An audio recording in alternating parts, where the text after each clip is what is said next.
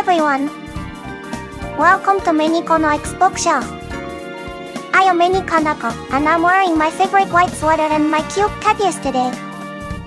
It's 11 am, so welcome to my Saturday English stream. Today, we are diving deep into the world of English literature. English lit has such a grand, prestigious image, doesn't it?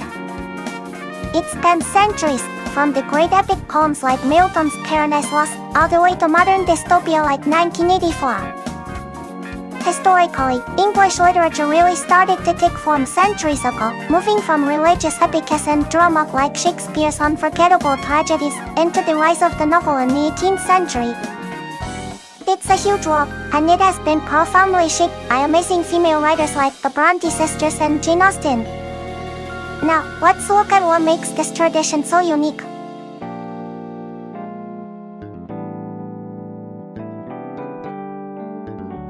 So what truly defines English literature? I think one of its biggest traits is the incredible amount of wit and social satire woven into the text. Think about Jane Austen. She was not just writing romance, she was dissecting the social etiquette and hypocrisy of the gentry with such sharp, subtle humor. The narrative voice often feels like the author is right there, whispering clever, slightly barbed comments directly to you. It's often very sophisticated.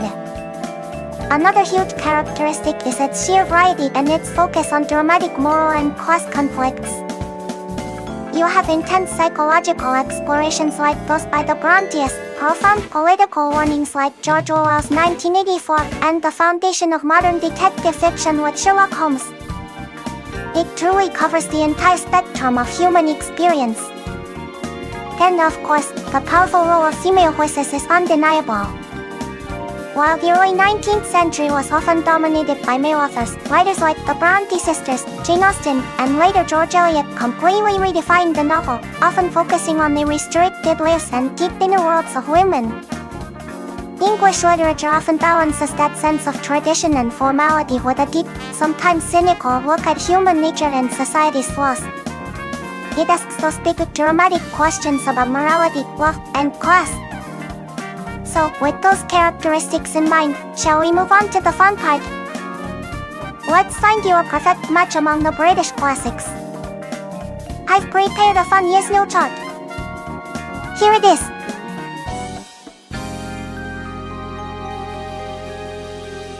Okay, let's get the show on the road.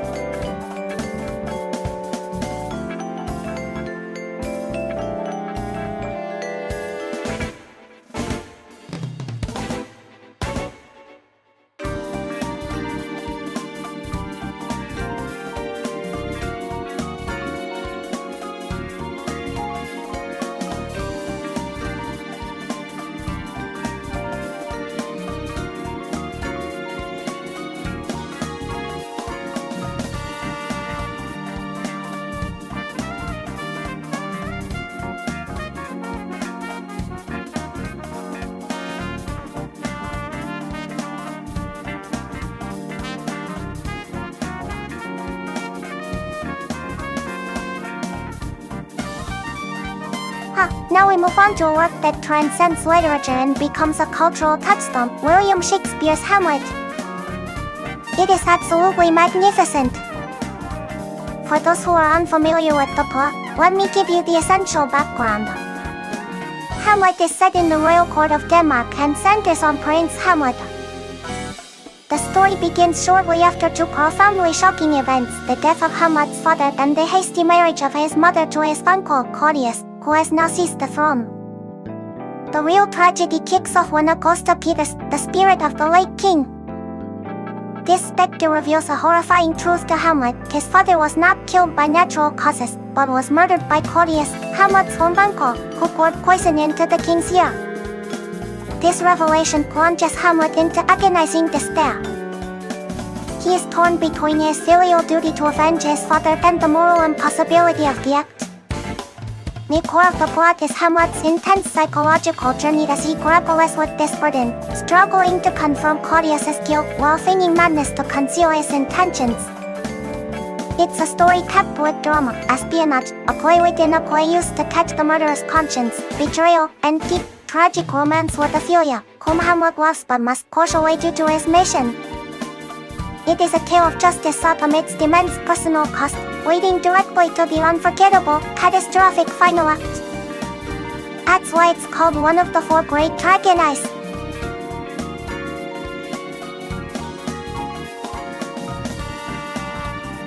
Alright, let's talk about the unique charm of Hamlet. First off, you absolutely cannot talk about this play without mentioning its most famous line, to be or not to be, that is the question. Why oh Romeo, Romeo, wherefore art thou Romeo? Is famous, you don't really use that every day, right? But, to be or not to be is universally applicable. Knowing the context, that it's Hamlet agonizing over whether to live and execute his terrible duty, or to find peace in death, makes you sound incredibly cultured when you use it. It's a fantastic intellectual flex. But beyond the famous lines, the true appeal lies in Hamlet himself. He's such a tragically compelling protagonist. He spends the whole play tormented by the need for revenge, constantly questioning his actions, his sanity, and his very existence. His internal struggle just pierces the heart. He is agonizing until the very last moment. And then there's the heartbreaking romance between Hamlet and Ophelia. They are so clearly in love, yet their destinies are sealed by the circumstances of the court. The tragic fate awaiting Ophelia is so well known that it's been immortalized in countless paintings. The sheer visual power of her story makes the tragedy feel immediate and deeply personal. Finally, the ending. Oh my god, the ending! It fully earns its place among the four great tragedies because it is a total, complete annihilation. It is utterly devastating. You can practically hear the audience weeping. It's perfect theater. Hamlet works as a piece of high culture and essential education, but it also works as raw high-stakes entertainment. It's one of the greatest works in the entire world, and you simply must read it.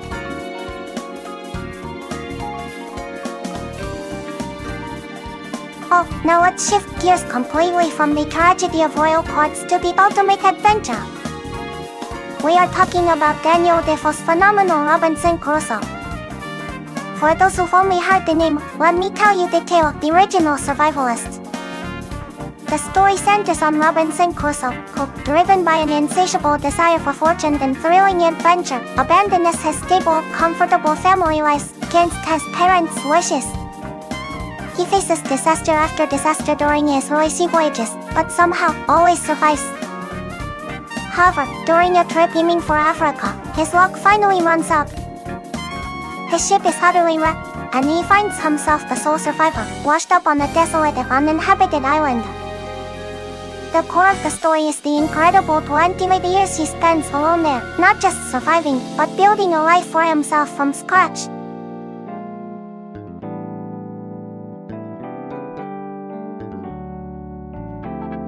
What is the true charm of Robinson Crusoe? Most people just think of it as the ultimate adventure story, the classic deserted island survival tale, battling cannibals and finding footprints in the sand. And yes, it is absolutely thrilling adventure fiction.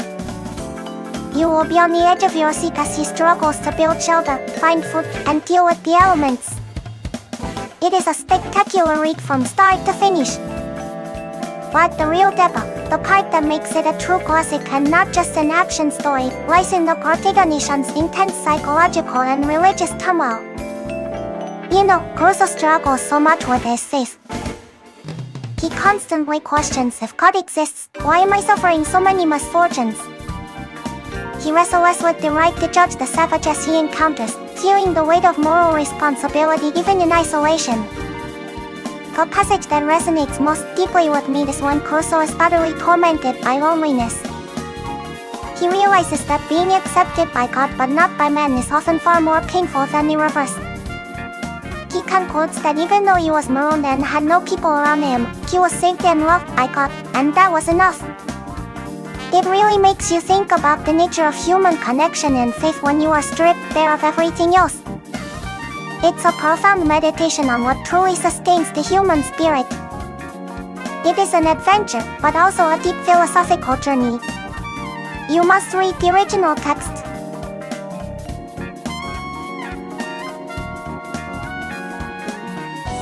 Now, let's move on to the third grade recommendation, Jane Austen's Pride and Prejudice. This is an essential pillar of British literature and, in my opinion, the ultimate romantic comedy. It's the highest quality original light novel, written over 200 years ago. The story is set in the English gentry society of the early 19th century and revolves entirely around the Bennet family, particularly the 5 daughters. As I mentioned before, the girls have such clear characteristics. Jane is pure, Elizabeth is intelligent, Mary loves reading, Kitty is easily influenced, and Lydia is wild. The mother, Mrs. Bennet, is consumed by one singular goal: securing advantageous marriages for her girls, as the family estate is entailed away from them. The plot begins with the arrival of 2 incredibly wealthy and eligible bachelors, the good-natured and charming Mr. Bingley, quickly followed by his friend, the aloof, highly opinionated, and exceptionally wealthy Mr. Darcy. This event throws the local society into a frenzy of dances and dinners. The central protagonists, however, are the second Bennet daughter, Elizabeth, who is quick-witted, fiercely independent and intelligent, and Mr. Darcy. Elizabeth immediately takes a strong dislike to Darcy, viewing his proud manners as unforgivable arrogance, thus, her prejudice. Conversely, Darcy, despite his high social standing and pride, finds himself irresistibly drawn to Elizabeth's lively mind, despite the lower social standing of her family. The entire novel is a brilliant dance of mistaken impressions and social maneuvering.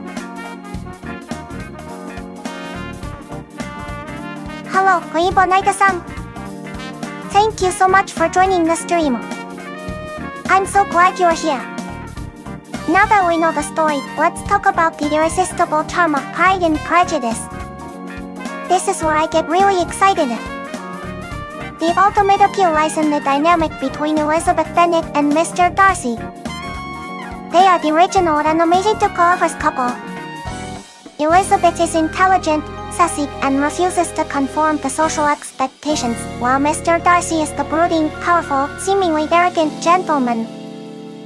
Their initial dislike, fueled by Elizabeth's prejudice and Darcy's pride, creates an electric tension that drives the entire novel. Their witty, sparkling dialogues are just unmatched. You can see the sparks fly off the page. What Jane Austen's true genius is her keen social observation. This is not just a romance, it is a brilliant social critique. Austen mercilessly satirizes the ridiculous lengths people go to for status and money. Mrs. Bennet, focused only on marrying off her daughters, provides endless humor, obsessed with bonnetes, balls, and securing a rich husband. It's hilarious. Furthermore, the book is incredibly progressive for its time. Elizabeth is a heroine who demands intellectual parity and risk. She refuses to marry for comfort and insists on marrying for true affection and shared understanding. This moral clarity, wrapped up in such a beautifully written, engaging love story, is why Pride and Prejudice remains timeless. It is simply perfect. Thank you, Mini-Koneko-san. I simply love how Jane Austen makes you root for Elizabeth and Darcy, even when they are deeply flawed. Their journey of self-discovery is truly satisfying. This much better than instant love. It is a complex battle of wits. Now, speaking of brilliant but flawed characters who fight fiercely for survival, should we move on to the next recommendation? It's a completely different kind of story. Thank you for the comment, Weibonaito-san. We are moving now from the sophisticated world of Jane Austen to something much darker. Are you ready? My next recommendation is one of the most famous Gothic horror stories. It deals with the terrifying concept of duality. It is Robert Louis Stevenson's iconic masterpiece, Strange Case of Dr. Jekyll and Mr. Hyde. Let's talk about that chilling transformation. このかなこの反紹介チャンネルさん, I am so glad you brought up Northanger Abbey. You are absolutely right, it is an incredibly interesting book, and frankly, it is Jane Austen's funniest. The charm of Northanger Abbey is how Austen is essentially making fun of the entire literary scene of her time, especially those over-the-top Gothic horror novels. Our heroine, Catherine Morland, is so sweet and innocent, but she reads too many of those spooky books. Her reality gets completely warped by her Gothic imagination. Austen's irony is razor-sharp in this book. I absolutely love how she openly mocks Catherine, but with so much affection. She even makes fun of her own writing style, especially that notoriously speedy ending. It's midday fiction before midday fiction was a thing. It makes the whole novel feel so light and utterly delightful, even while it features all the classic Austen components, society, dances, and subtle romance. You have excellent taste. Oh, Magya-san. That sounds delightful. Mozzarella cheese sticks are utterly fantastic. Speaking of cheese, since you mentioned it, I simply have to talk about a book I've recommended before. You might even remember it. It's the incredibly famous self-help parable, Who Moved My Cheese? I love that book. It's such a quick read, but the message is so profound. It's all about accepting and adapting to change. The story follows two little people and two mice facing the sudden disappearance of their massive cheese supply. The little people panic and hesitate, clinging to the hope that the old cheese will magically reappear, while the mice immediately run off, adapting without hesitation to search for new cheese. It's a powerful lesson, isn't it? When the cheese in your life, whether that's a job, a relationship, or even a book recommendation channel, suddenly disappears or changes, do you panic like the little people, or do you quickly pivot and adapt like the mice? It encourages us to abandon the fear of the unknown and embrace the search for new opportunities. You should definitely pick up a copy if you haven't read it. It's so short, you could probably finish it before the mozzarella sticks cool down.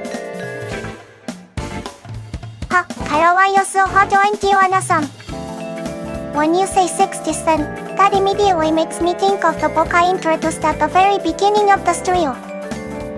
It is 1367.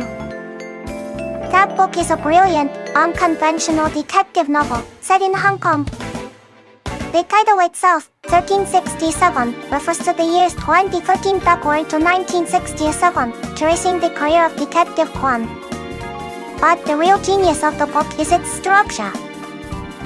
It presents 6 interconnected cases, starting in 2013 when Kwan is already dying of cancer and solving cases from his hospital bed, and then working backward in time to his very first case in 1967. The reason I highly recommend it is because you don't just get a thrilling myth, you get a powerful, undercover history of Hong Kong.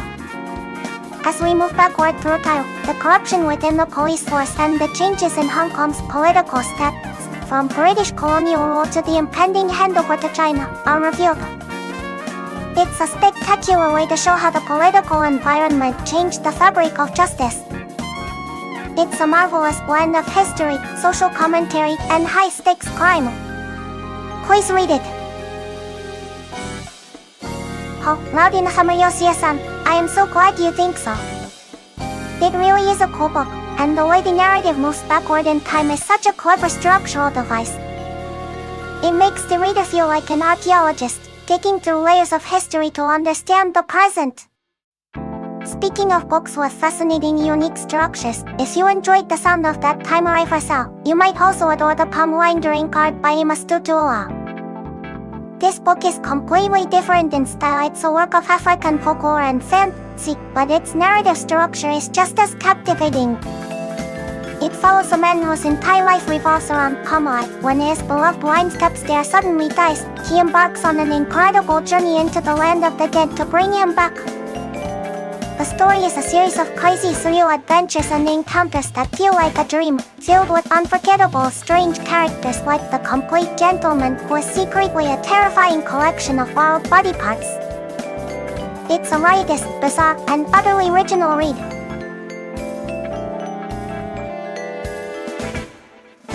The structure of 1367, moving backward in time from 2013 to 1967, is actually a fascinating narrative device. It completely changes how you experience a mystery. Instead of moving forward toward a solution, you are moving backward toward the root cause of the detective's entire career and the system's decay. This retrospective method makes the ending incredibly powerful, as you witness the birth of the very problem solved in the beginning. It instantly reminds me of Christopher Nolan's film Memento. The reverse chronology makes the social and political commentary hit so much harder. It's brilliant.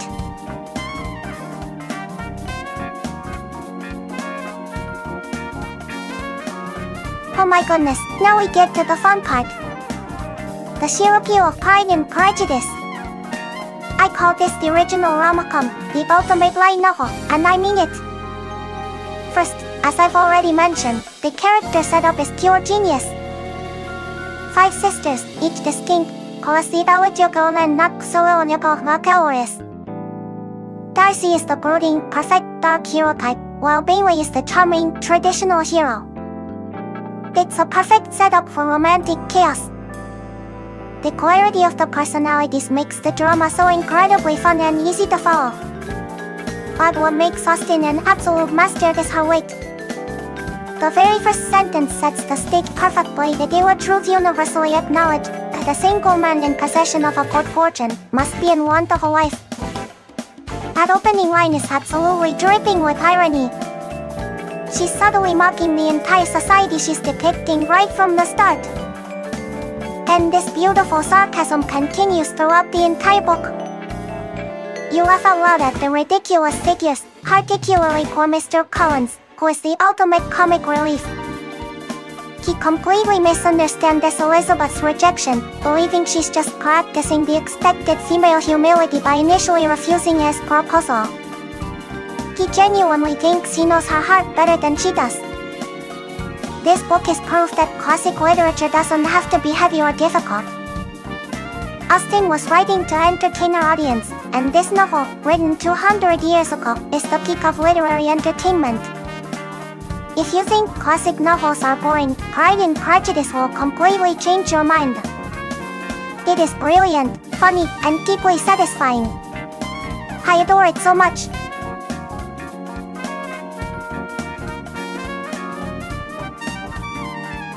Oh, we are now moving into my absolute favorite. This is the book that I believe defines romantic tragedy. I am of course talking about Emily Bronte's Wuthering Heights. This is consistently ranked as one of the world's greatest novels, and it is sheer, overwhelming tragedy. The story is set against the desolate windswept moors of Yorkshire, focusing primarily on 2 neighboring estates, the Rathdown Wuthering Heights and the refined Thrushcross Grange. Our tragic hero is Hugh Coyle, a mysterious boy adopted by the master of Wuthering Heights.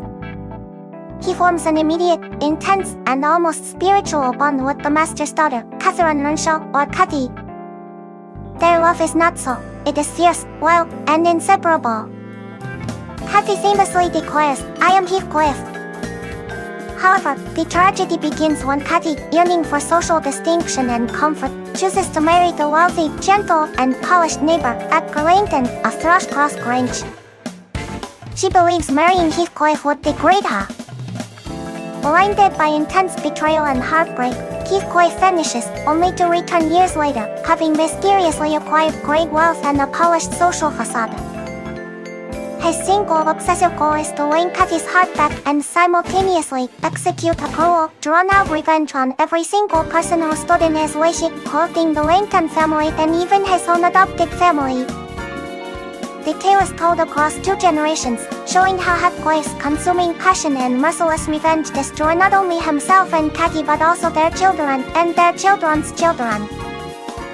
It is a relentless depiction of destructive, immortal love.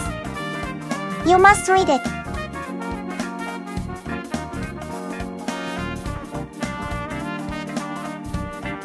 Oh my goodness, the charm of Wuthering Heights. It's the highest peak of passionate, destructive love in all of literature. The absolute core appeal is Hatko's incredible, terrifying madness. He doesn't just love Ka. His love is an eternal, all-consuming force that translates directly into monstrous revenge when he is betrayed. I mean, the description of him wanting his coffin planks removed so that his body can mingle and dissolve with Kathy's in the grave. That is utterly insane. It's this specific, visceral, completely unhinged depth of feeling that makes the book so intense and so powerful.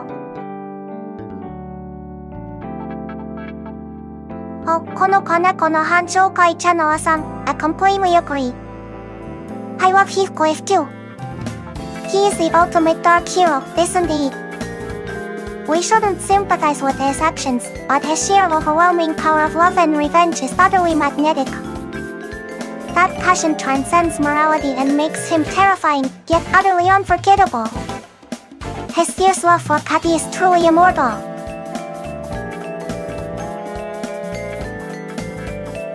It's so interesting to compare Heathcliff with Mr. Rochester from Jane Eyre. Both are brooding, dark, and possessive leading men in works by the Bronte sisters. However, while Rochester, despite his secrets and brooding nature, ultimately finds redemption and true companionship with Jane, Heathcliff is fundamentally unredeemable. He chooses destruction over reconciliation, which is what elevates Wuthering Heights into a true tragedy, while Jane Eyre is more of a passionate romance.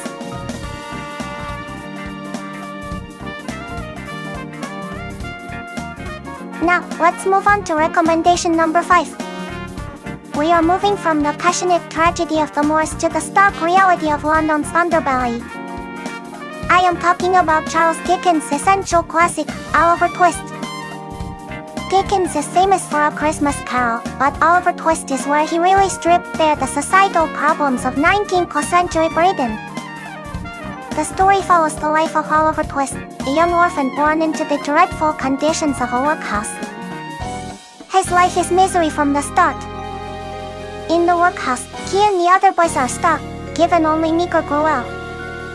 The central, heartbreaking moment comes when Oliver, driven by hunger, is pushed to ask for more. Please, sir, I want some more. For this simple, desperate request, he is beaten, locked in solitary confinement, and essentially banished. It shows the shocking cruelty of the poor law system.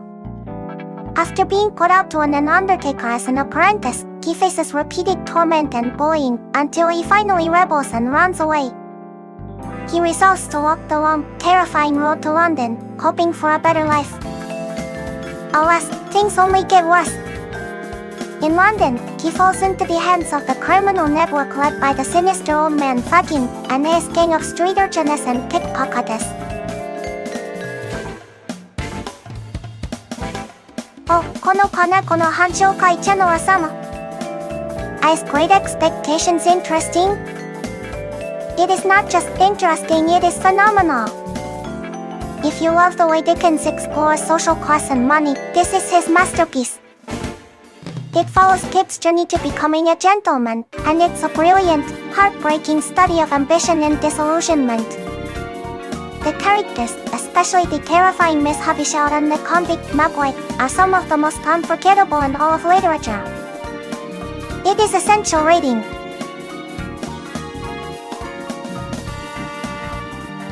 Dickens truly excelled at creating characters who are both grotesque and deeply human. Miss Havisham, trapped in her decaying wedding dress, and the terrifying yet pitiful convict Magway are some of his finest creations. This knack for unforgettable vivid characters like the cruel workhouse masters in Oliver Twist or the revolutionary Madame Defarge in A Tale of Two Cities is what makes his social commentary so emotionally powerful. He doesn't just describe systemic injustice, he gives faces and personalities to the suffering and the cruelty, forcing the reader to feel empathy and outrage. His ability to perfectly blend melodrama with intense social critique and create these magnificent, larger-than-life figures is the true hallmark of Dickens' genius.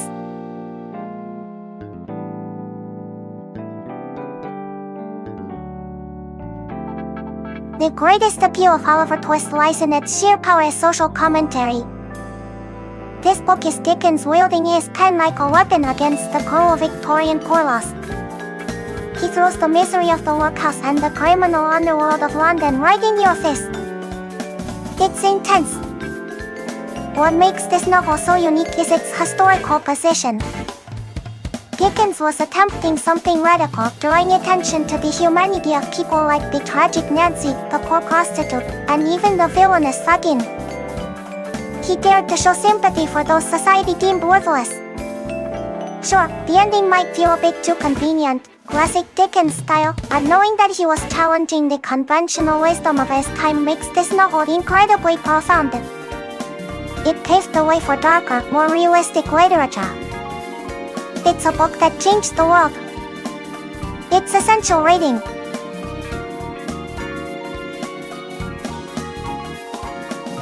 Now we come to the most famous detective in the world. We are talking about the consulting detective Sherlock Holmes, created by Sir Arthur Conan Doyle. Rather than focusing on one novel, I want to talk about the entire collection of short stories, because they are perfect for quick, satisfying reads. Specifically, I recommend The Dancing Man, which is one of my personal favorites.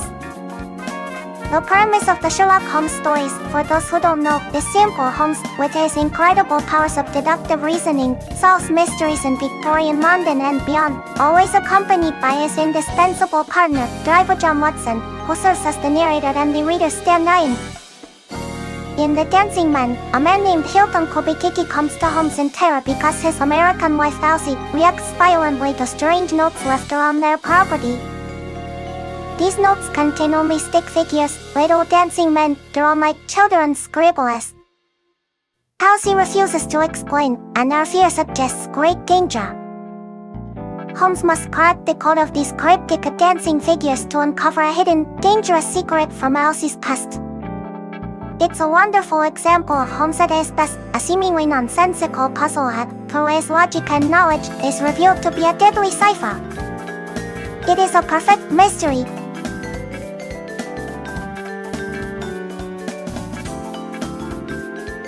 Oh, the appeal of Sherlock Holmes. It is absolutely unmatched.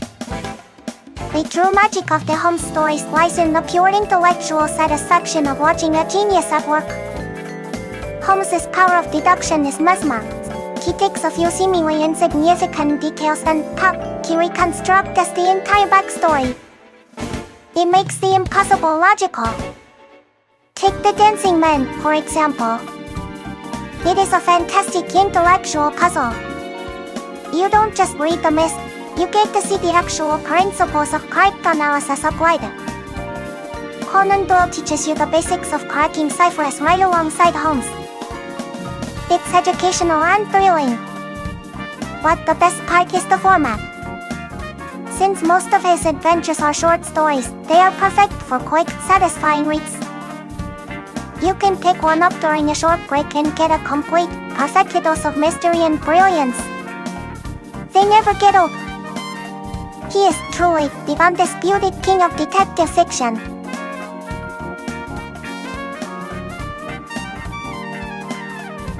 Oh, now we move to a truly monumental work of literature. We are discussing James Joyce's Ulysses. This book is legendary and notoriously difficult. It is one of the greatest literary challenges ever written. The plot itself sounds deceptively simple. It describes the events of a single, ordinary day, June 16, 1904, in Dublin. The main protagonist is Leopold Bloom, a common Jewish advertising canvasser, whose various encounters, wanderings, and deep internal thoughts make up the entirety of the novel. このKonekoの反紹介チャンネルさん If you are looking for the easiest entry point to James Joyce, you must start with Dubliners. It is a collection of 15 short stories. Unlike Ulysses, which is fast and experimental, Dubliners is very accessible. It provides a realistic, often melancholic look at life in early 20th century Dublin, without the complex stream of consciousness found in his later masterpieces. It's the perfect place to begin. Speaking of Dubliners, the final, most famous story in that collection is called The Dead. It is absolutely haunting and considered one of the greatest short stories ever written.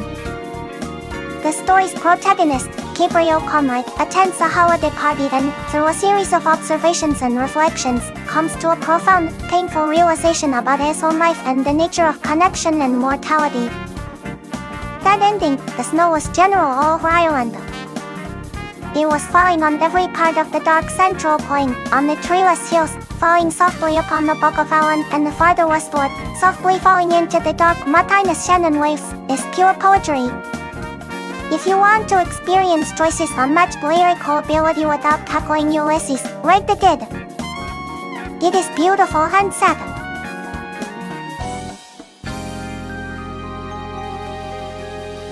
The charm of Ulysses. It's the Everest of literature. The greatest appeal is its sheer difficulty, but that's what makes it an unparalleled achievement. This book is not just a novel, it is a monument to modernism. Joyce revolutionized literature with his groundbreaking use of the stream of consciousness technique. You are inside the character's mind, experiencing every single thought, memory, and sensory detail, all jumbled together with no filter. It's a total immersion. Plus, every chapter is written in a radically different style, making it a stylistic circus. Conquering Ulysses means conquering one of the greatest challenges in the Western canon. It's an incredible achievement just to finish it. ピヨタマー HQI さん、ピヨニチは。嬉しいです。初めて聞く挨拶です。さて、ユリシーズはまさに読書の金字塔ですよね。あの複雑な文体は本当に読者を選ぶんです。でも、一度その世界に入り込めると、日常生活のすべてが文学に変わるような強烈な感動があります。私たちは今、イギリス文学の名作をめぐる旅の終盤に差し掛かっていますが、ピヨタマ HQI さんはこれまで紹介した本の中で特にどれが気になりましたか？傲慢と偏見のウィット？嵐が丘の劇場？それともオリバー・ツイストの社会性でしょうか？ぜひ教えてください。ユリシーズがどうしてそこまで難解で、そして偉大なのかというと、ジョイスが意識の流れという技法を駆使したからなんですよね。これは登場人物の思考や記憶、感覚を文法や論理を無視してそのまま書き出すという当時の文学界では画期的な手法でした。この意識の流れの技法は後の文学界に計り知れない影響を与えたんですよ。特に同じイギリス文学のバージニア・ウルフの作品東大エア・ダローエ夫人もこの手法を取り入れていて、心理描写のリアリティを極限まで高めた傑作として知られています。ジョイスとウルフ、二人の天才によって文学表現の可能性が大きく広がったんですね。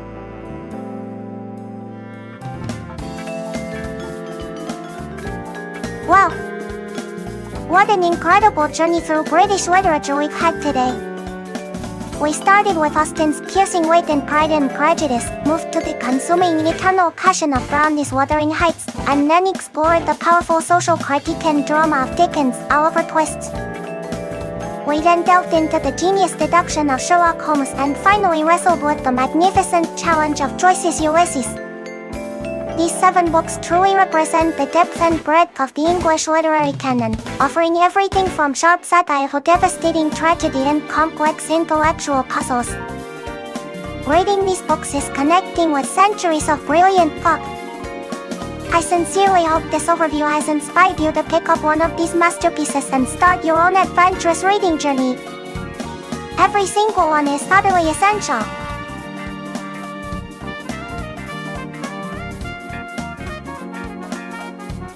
Thank you all so much for joining me today for this deep dive into recommended British literature. It was absolutely wonderful to share these masterpieces with you, and hearing all your insightful comments made this live session incredibly fun. Remember, Mini-Koneko stream every Saturday and Sunday at 11 a.m. in English, and every Sunday at 10 p.m. in Japanese right here on YouTube Live, where we continue our discussions on classic and modern literature. If you enjoyed the stream today, please make sure to hit that like button, subscribe to the channel, and leave a comment to let me know which of these great British novels you are planning to read next. Your support means the world to me. Well, that's all for today's session. I hope to see you all again very soon. Bye bye.